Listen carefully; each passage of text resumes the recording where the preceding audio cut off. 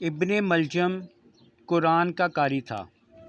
اس نے حضرت معاذ بن جبل رضی اللہ تعالیٰ عنہ سے تعلیم حاصل کی، مصر کی فتح کا مشاہدہ کیا اور ایک متقی اور پرہیزگار شخص کی طرح عبادت گزار عمر گزاری۔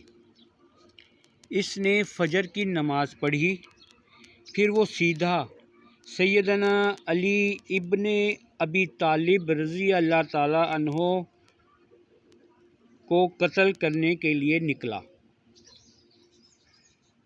اس لیے کثرت نماز پڑھنے میں نجات نہیں، بلکہ نجات ایک مضبوط دل پختہ ایمان اور سچی توحید میں ہے۔ اللہ ہم سب کا حامی و ناصر ہو۔ اللہ ہمیں ہدایت دے۔